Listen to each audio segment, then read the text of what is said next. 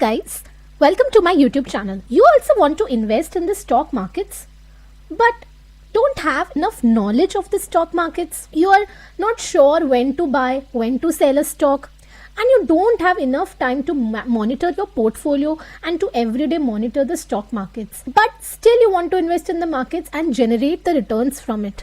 Then mutual funds are a very good option for you. Now what are mutual funds? How these mutual funds work? How can you generate returns from it? Let's see in this video. Funds basically क्या होते हैं? Mutual fund basically एक company कह लीजिए या trust कह लीजिए जो बहुत सारे इन्वेस्टर्स उनकी छोटी छोटी सेविंग्स को पूल अप करती हैं. अब छोटे सेविंग्स से मेरा मतलब क्या है कि एक म्यूचुअल फंड में आप 500 रुपीज पर मंथ से भी इन्वेस्ट करना स्टार्ट कर सकते हैं, जिसे हम SIP कहते हैं, that is systematic investment plan. आप 500 रुपीज पर मंथ से भी म्यूचुअल फंड्स में इन्वेस्ट करना करते हैं. तो आपके जैसे बहुत सारे इन्वेस्टर्स कंट्री में होते हैं जो जिनकी बहुत सारी स्मॉल सेविंग्स को पूल अप कर कर म्यूचुअल फंड कंपनी अपॉइंट करती है फंड मैनेजर्स को. Now what are these fund managers? Who are these fund managers? ये बेसिकली बहुत ही प्रोफेशनल लोग होते हैं जिन्हें मार्केट की कंप्लीट नॉलेज है, जिन्हें इंडस्ट्री की कंप्लीट नॉलेज है, जिन्हें ये पता है कि कब किसी सिक्योरिटी को, कब किसी स्टॉक को बाय करना चाहिए या सेल करना चाहिए, जिन्हें एक प्रोफेशनल पोर्टफोलियो बनाना आता है, जो बेटर इन्वेस्टमेंट डिसीजंस ले सकते हैं और जिनके हाथ में आप कह सकते हैं कि आपका मनी सेफ है, जो बहुत ही प्रोफेशनल नॉलेज के साथ इस फील्ड में आते हैं. फंड मैनेजर्स आपका फंड जो कि म्यूचुअल फंड कंपनी ने उन्हें एक बड़ा फंड अक्यूमुलेट कर दिया है, उस फंड को इन्वेस्ट करते हैं सिक्योरिटीज में या स्टॉक मार्केट्स में. अब ये फंड मैनेजर्स किसी एक कंपनी में या किसी एक इंडस्ट्री में इन्वेस्ट नहीं करते. ये बहुत सारी डिफरेंट कंपनीज की सिक्योरिटीज में, डिफरेंट सिक्योरिटीज में ये ना तो केवल शेयर्स में इन्वेस्ट करते हैं, ना ही केवल डिबेंचर्स में. ये फंड मैनेजर्स मनी मार्केट की सिक्योरिटीज में भी फंड इन्वेस्ट करते हैं depending upon the financial goal. So ये डिफरेंट कंपनीज के स्टॉक्स और सिक्योरिटीज में इन्वेस्ट करते हैं ताकि पोर्टफोलियो काफी डाइवर्सिफाई हो जाए. नाउ पोर्टफोलियो डाइवर्सिफाई करने का ऑब्जेक्टिव क्या है? पोर्टफोलियो को डाइवर्सिफाई करने का एक ही ऑब्जेक्टिव होता है ताकि रिस्क एलिमेंट बहुत ज्यादा रिड्यूस हो जाए. अब अगर सारे कंपनी के शेयर्स एक साथ तो अंडर परफॉर्म नहीं कर सकते. अगर एक किसी कंपनी का शेयर अंडर परफॉर्म करता भी है तो उसे हम दूसरी कंपनी के प्रॉफिट से, दूसरी कंपनी का शेयर अगर अच्छा परफॉर्म करता है उससे हम सेट ऑफ कर सकते हैं. और यहाँ मार्केट्स में इन्वेस्ट करके जो भी रिटर्न्स जनरेट होते हैं उसे इन्वेस्टर्स को वापस दे दिया जाता है in proportion to their unit holdings. जिस इन्वेस्टर ने जितना इन्वेस्ट किया है, जितने उसे यूनिट्स एलोकेट हुए हैं, उसके इन्वेस्टमेंट के हिसाब से उन्हें रिटर्न्स वापस दे दिए जाते हैं. So this is how mutual funds work. Now let us come to the definition of the mutual funds, which also says that it is basically a trust that pools the savings of the investors which share a common financial goal. Now common financial goal से यहाँ पर क्या मतलब है? कुछ लोग mutual fund में इसीलिए इन्वेस्ट करते हैं, कुछ इन्वेस्टर्स का गोल होता है कि हमें लॉन्ग टर्म में कैपिटल एप्रिसिएशन चाहिए अपने इन्वेस्टमेंट्स का. जैसे कि आपने वीडियो के थंबनेल में भी देखा होगा कि 1000 रुपीज पर मंथ इन्वेस्ट करके you can generate approximately 1.9 crore rupees return. तो कुछ इन्वेस्टर्स का एम होता है कि उन्हें लॉन्ग टर्म में कैपिटल एप्रिसिएशन चाहिए. कुछ इन्वेस्टर्स का एम होता है कि उन्हें कैपिटल एप्रिसिएशन नहीं चाहिए, उन्हें रेगुलर इनकम चाहिए.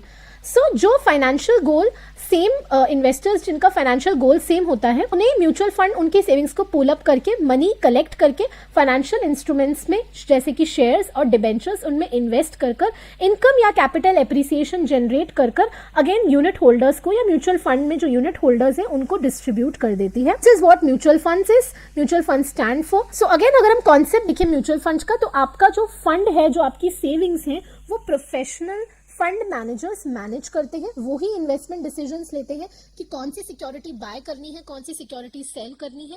अगेन क्योंकि ये बहुत बड़ा कॉर्पस फंड इकट्ठा करते हैं जिसे मार्केट में इन्वेस्ट करते हैं विथ डाइवर्सिफिकेशन.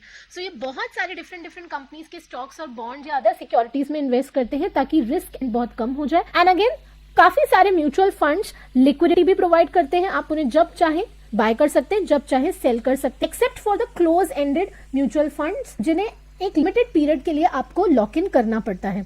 नाउ इस पूरे कॉन्सेप्ट को लेट्स से हम एक प्रैक्टिकल इंसाइट देखते हैं इसकी. इंटरनेट पे जाकर, गूगल पे जाकर आप किसी भी म्यूचुअल फंड के बारे में कंप्लीट इंफॉर्मेशन निकाल सकते हैं. लेट्स से मैंने ग्रो पे जाकर there are so many mutual funds, Parag Parikh flexi cap fund, Quant mid cap fund, Axis small cap fund, Nippon India larger cap fund, कोई भी फंड का लेट्स से हम पराग पारिक को ही एनालाइज कर लेते हैं. So here you can see Parag Parikh fund flexi cap direct growth. Now हमें यहीं से पता चल रहा है दैट ये फंड प्रॉमिस कर रहा है ऑफ ग्रोथ. दैट मीन्स इसमें इन्वेस्टर्स को कैपिटल एप्रिसिएशन मिलेगा. यहाँ पे रिटर्न्स जनरेट हो रहे हैं 24.03%. यानी अगेन ये रिटर्न मार्केट रिस्क पर डिपेंड करता है. अगर मार्केट अच्छा परफॉर्म करता है तो ये रिटर्न ज्यादा भी हो सकता है, अगर मार्केट अंडर परफॉर्म करता है तो ये रिटर्न कम भी हो सकता है. सो लेट्स से हम SIP स्टार्ट करते हैं इस म्यूचुअल फंड में 1000 पर मंथ. हम लेट्स से SIP स्टार्ट करते हैं इस म्यूचुअल फंड में. आप देख सकते हैं monthly SIP let's say you start with 1000 rupees और आप 5 ईयर्स तक लेट्स से इन्वेस्ट करते. म्यूचुअल फंड्स उन्हीं लोगों के लिए है जो लॉन्ग टर्म पीरियड में फंड को लॉक इन करने की कैपेसिटी रखते हैं, क्योंकि लॉन्ग टर्म पीरियड में ही आपको कंपाउंडिंग के बेनिफिट्स बहुत अच्छे मिल जाएंगे. सो हियर यू कैन सी आपका टोटल इन्वेस्टमेंट 5 सालों में 60,000 का होगा, जो कि आफ्टर 5 ईयर्स हो जाएगा 1,14,000. So here you can see it is giving 90.78% returns. Now let's see the holdings. इस म्यूचुअल फंड ने कहाँ अपने पैसे को इन्वेस्ट कर रखा है, वो सारी कंपनीज के नेम यहाँ पर मेंशन है. इनकी 85 कंपनीज में होल्डिंग्स है, जैसे HDFC bank, HDL technologies, Coal India, Maruti Suzuki, ICICI bank, Axis bank. So you can see कितना ज्यादा डाइवर्सिफाइड पोर्टफोलियो है. Motilal Oswal financial services banking sector में इन्वेस्ट कर रखा है, IT सेक्टर में इन्वेस्ट कर रखा है इन्होंने, एनर्जी सेक्टर में इन्वेस्ट कर रखा है, मेडिकल एंड हेल्थ सेक्टर में भी इन्होंने इन्वेस्ट कर रखा है. सो काफी डाइवर्सिफाइड पोर्टफोलियो है. You can see all the holdings over here. Also क्योंकि ये एक फंड है जो कि ग्रोथ प्रॉमिस कर रहा है, तो जो फंड लॉन्ग टर्म में कैपिटल एप्रिसिएशन देते हैं वो इक्विटी में ज्यादा इन्वेस्ट करते हैं, क्योंकि इक्विटी में रिस्क ज्यादा होता है पर रिटर्न भी ज्यादा होता है. सो यू कैन सी 86.9% इस फंड ने इक्विटी में इन्वेस्ट कर रखा है. ऑल्सो यू कैन सी जो भी फंड मैनेजर्स हैं, जो प्रोफेशनल फंड मैनेजर्स इस फंड को मैनेज कर रहे हैं, you can see there details also. Mister Rajeev Thakkar, mister Raunak Onkar, Raj Mehta, Rukun Tarachandani, Mansi Kariya. So you can see आप complete details you can find out. Also अगर हम इस फंड में लेट्स से जो कि 24% की हमें रिटर्न ग्रोथ दे रहा है, लेट्स से 25 ईयर्स में हमारा मनी कितना ज्यादा कंपाउंड हो जाएगा अगर हम 1000 रुपीज पर मंथ का इन्वेस्टमेंट करते हैं. What you have to do is you can go to any SIP return calculator. ये फंड हमें 24% ग्रोथ दे रहा था. लेट्स से टाइम पीरियड हम यहाँ अज्यूम कर लेते हैं 25 ईयर्स. जितने लॉन्ग टर्म पीरियड के लिए आप अपना मनी लॉक इन करेंगे उतने बड़े कंपाउंडिंग बेनिफिट्स मिलेंगे आपको. सो here you can C the total invested amount is only 3 lakhs, but the total value that the fund will be able to generate after 25 years is 1 crore 93 lakhs. So इसीलिए आपको compounding का इतना बड़ा benefit मिल रहा है mutual funds ने.